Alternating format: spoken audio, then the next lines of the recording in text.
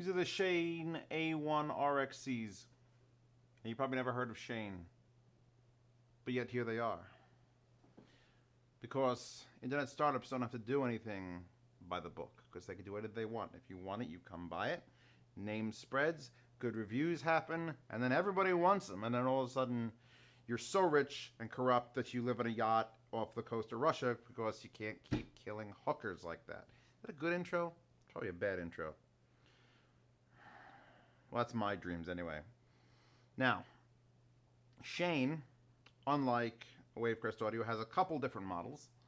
We'll go back and take a peek at those real quick. Here are my cameras. So they have a center channel version of this, which is just an MTM, which you can put sideways under your TV. But I would just recommend getting a third one of these, being a man about it. They do have a set of small towers that are $275 a piece, which is double 5 1/4 with this tweeter on top, and obviously a very tall cabinet. And they've got these monsters, which I was actually interested in looking at. And that's 4 5 1/4 and then this tweeter on top. And those are $430 a piece. I want them so bad. But no. Let's go back to where we are. We're going back to the $150 a piece A1rx-c's. Now, if you can't see, because the lighting here is poor, I've ruined everything. Ruined.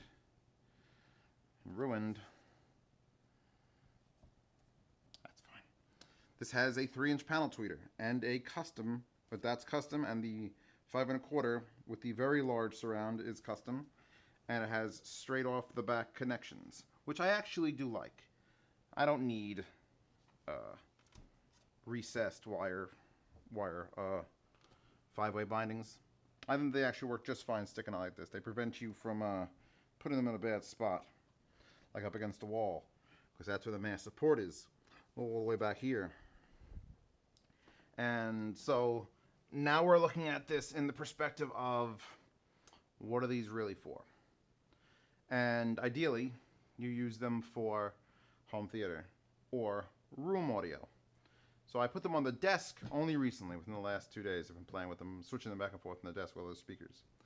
And they work here to a degree. You see, those tweeters can get violent. But the high excursion 5 1/4 does bring more low end to the table than most. So now we're looking at $300 a pair. So we're right in the ballpark of HDD level 3 money. And those have a ribbon tweeter. These have a ribbon tweeter. What are we looking at getting? Now I can't speak for the HDD level 3s. They won't give me a sample to play with. So that means I'm going to concentrate on this. Now, the finish is obviously vinyl. And it's obviously a fake wood grain. And I usually dislike fake wood grain, but it actually has grown on me quite a bit.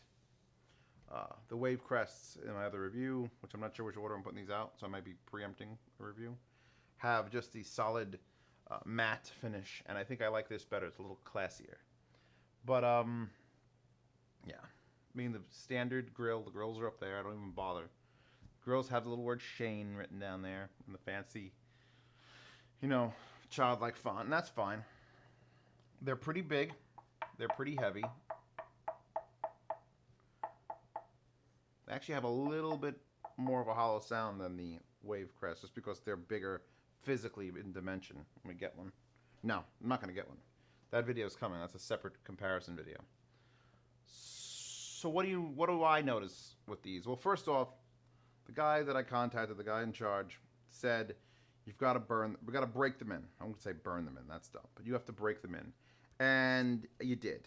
You definitely did, because I put them on when I got them and I played them, and they were, the tweeters were there, but there was none of this.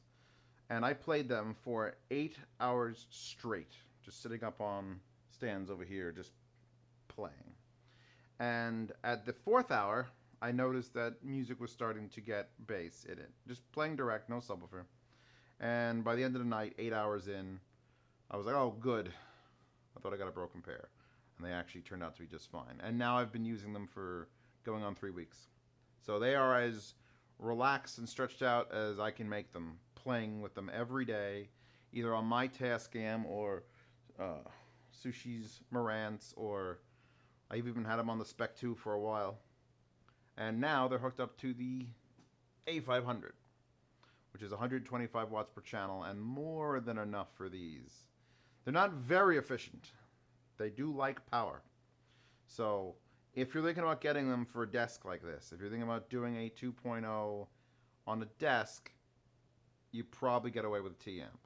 If you're going to try to do a room, you might want to think about something bigger, because where these speakers come in is absolute fucking sheer volume. I had them up before with the A500 at half. I got the ODAC out of my computer, so it's full 2.25 volts, foobar maxed, and I was scared how loud these were getting. I thought I was going to damage something. Didn't come anywhere near clipping on the Behringer. There's no distortion in the sound. These were just loud. If you're watching this and you're in college and you have a dorm, well, forget a dorm, you need a frat house for these. But if you have a frat house and you could afford a couple pair of these, do that with a couple Pro amps and you'll never look back. You'll just never look back. You just gotta put a subwoofer. You always need to put a subwoofer in. All right, that's the rule of all these things. As low as these go, and these do go low, hard chest pounding low, you always want to add that subwoofer in there for the 20 to 45 hertz range that no speaker can reproduce. We'll see how those do. I'm not talking about those yet. Yeah. So the wave crests I discussed are flat, absolutely flat. They have measurements up, flat. And these, I could tell, aren't flat. But not being flat doesn't mean they're bad. Absolutely in no way. These have the low-end bump, high-end bump that most speakers go for. But they do it better than most speakers. See, these tweeters automatically just sound better. As long as you're in front of them. They don't have a very wide dispersion. Because obviously, look, they're a recessed panel that's back there. That's about a 1/4 inch behind everything. So you get to about here. Maybe there's 90 degrees in it. That's acceptable. And obviously better if you're a little bit narrower like that. And that's fine. That's absolutely fine for what you're going to probably use these for, which is destruction of the eardrums home theater. I put on Edge of Tomorrow on the setup here. Had the projector up there going. Had the 7.1 with the Daytons and with the micas in the back. And when shit's blowing up, or when you hear something fly across the screen, this is what you want to hear it from. You want that just insane, and I couldn't even match it with the single fluence I keep as in my center. They just couldn't keep up because these are so much more defined as a tweeter. They just, like, every little thing that you've ever wanted to hear is probably in there. Now they're rear ported, so that limits you a little bit where you can place it. You can't put them straight against the wall like you can with a front ported speaker. But like I just said, I've used them on a desk. This desk, which has feet behind it. There are feet of space behind it because I've got this massive tower. Now I've got those speaker stands left and right back there, which you could put them on, and that'll give you a little more distance and a little more space between your ear that you have to live with the rest of your life and this speaker, which wants to kill your ear, especially if you put it up too loud. At medium to low volume, these are very good. At high volume, these are great. So that's how I'm defining it. That's how I'm defining these speakers. You don't get these speakers to put in your baby's nursery. I mean, your baby wouldn't give a damn. And why the hell are you buying your baby speakers with you? But you've moved. The baby's grown up now, and the baby's in a heavy metal band. Yes, these for that baby. On a desk, they're usable. They're usable right here at this distance. Usable. But when you get up and walk away and you're 20 feet away and you turn that sucker up, whatever amp you're using, preferably something in the 75 watt range. An SA50 or an SA60 will drive them. But I could max out my A500 on these, I'm pretty sure. I don't want to try it because I do have to send these back working. But they seem to take anything I could throw at them. And the sound demo, I'm not going to go absolutely absurd. I have like a normal volume with the mic here. So I think it's going to work just fine. Yeah, they're big and heavy and plain looking, and that's sexier than anything I could think of. Just have the way the driver cuts off right there, and it's not quite a circle.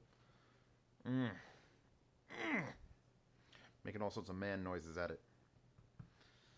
Now, you can buy any number of these. You don't have to buy one. You don't have to buy two. You could buy one. So you could buy three. You could buy three of them and do left, center, right. Or, like I just showed you, they do have the center, which is $229. So if you actually wanted to get the MTM version, you could spend that much. Or you could be an insane person. See, if you bought three of those for left, center, right, you'd have to manually unscrew and rotate the tweeters so that they're vertical, because you need these in a vertical orientation. So that center really is only for a center unless you want to start playing with things. I hesitate to think what that tower, what the big towers, these are the small towers, these are the big towers. Small towers are basically, they're these with an extra 5 1/4 thing in a big box. And they're not bad. A little over $5.50 for a pair. $5.50 for a pair of those is not bad. And then you get to the big ones. The big ones. Let me get this picture open. Alright. See, those three are the same. Those three are identical drivers, and that's a different driver. And then there's your tweeter. So, definitely worked. Those are worked speakers for, I don't know. I'd love to hear them. I may have to buy a set, or at least find, you'll never find a set used. Too small a company. But for right now, these, super happy.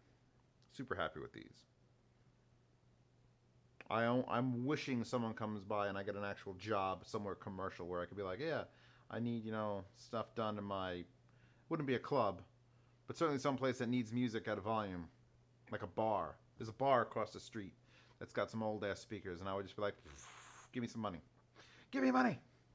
Give me $1,000. I will buy 4 of these and a good amp, and you'll be done. That whole bar would be covered. People would be singing along and bleeding. It'd be great.